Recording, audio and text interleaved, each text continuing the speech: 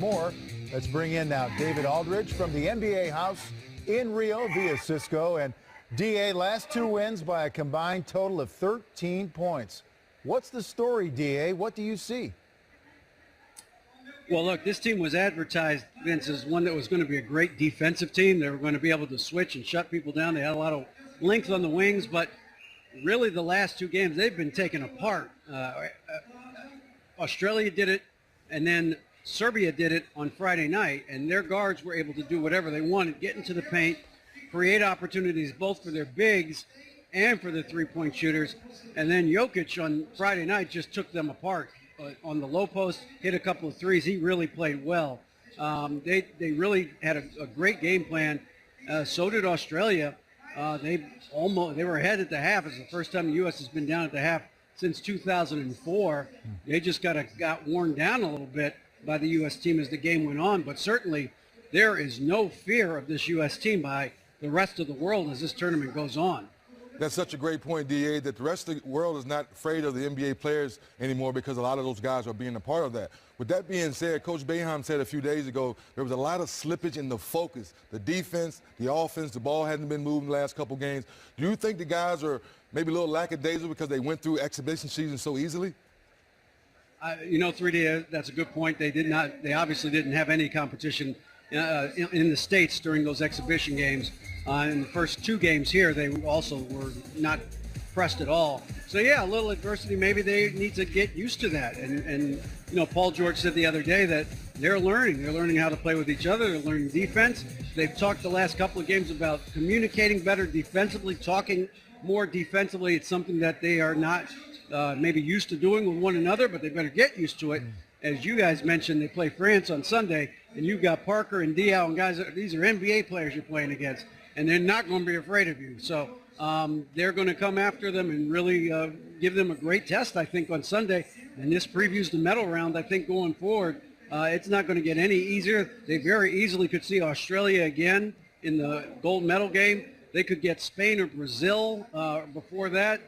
Brazil played an incredible game on Saturday. Double overtime game against Argentina that they frankly should have won, but Argentina figured out a way to pull it out at the end. So it is not going to be easy for this U.S. team.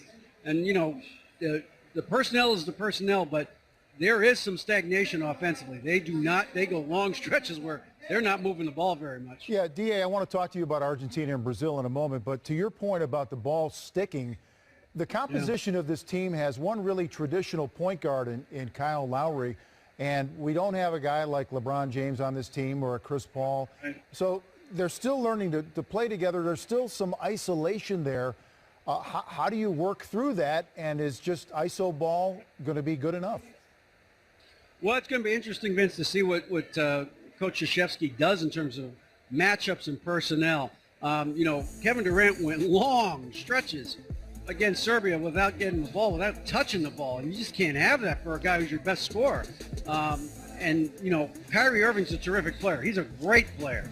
But, in terms of point guard, I agree with you. I think that Kyle Lowry is more of a traditional point guard, and it will be interesting to see going forward if Coach Krzyzewski puts Kyle Lowry and Durant on the floor together, Kyle Lowry and Carmelo on the floor together, to maybe get a little bit more flow offensively than they've had during these stretches where they were up 27-9 and the ball was moving, and then really for the last 30-plus minutes of the game, the ball didn't move much at all, so they got to figure that out. Yeah. Sometimes you can out-talent somebody, and then sometimes you don't out-talent somebody, but for the most part, right, the USA has been able to do that. All right, back to Brazil and Argentina, really the great soccer rivalry in the world. Yeah. What was it like to be witness to that game that you mentioned, that double overtime win for Argentina?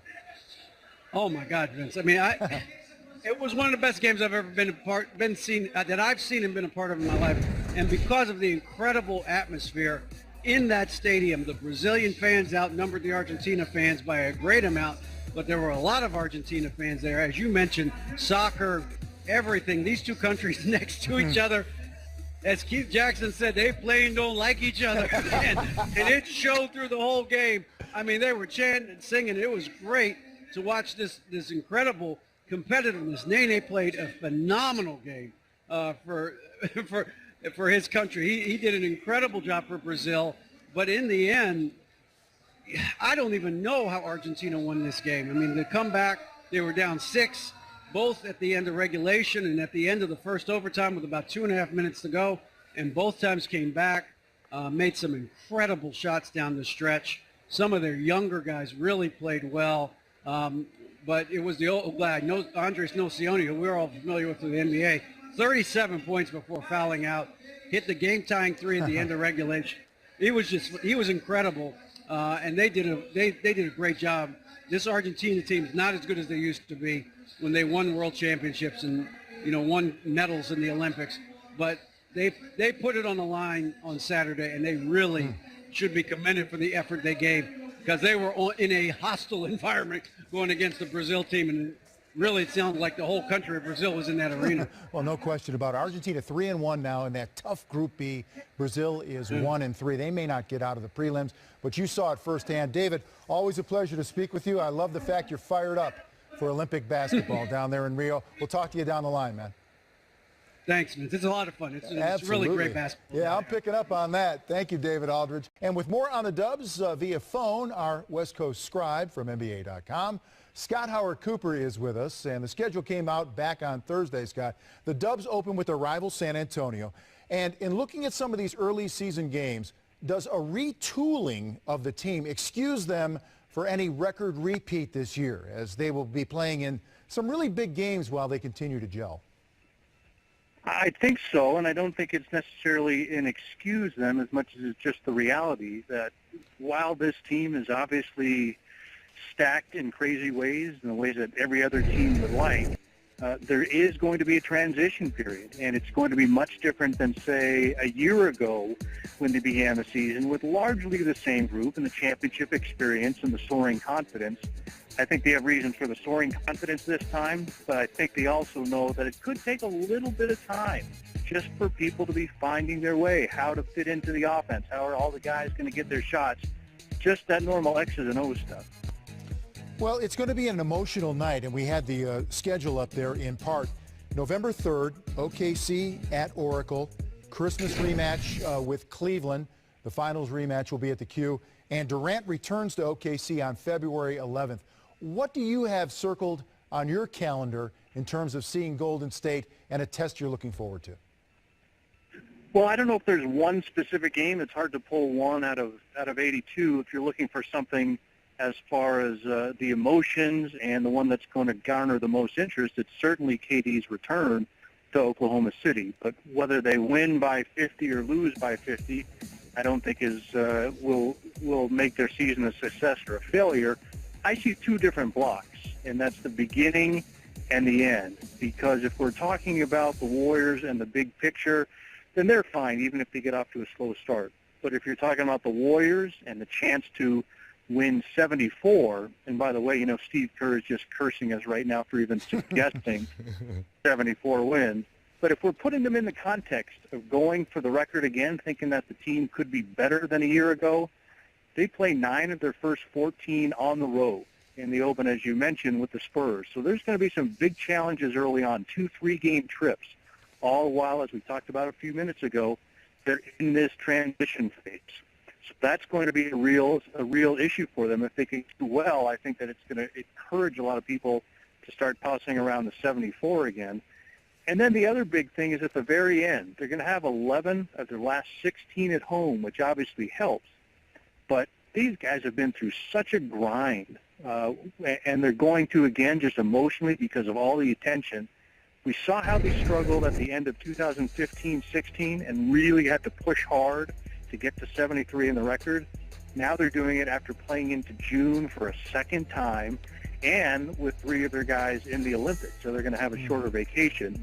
Again, the benefit of playing at home at the end will be really good.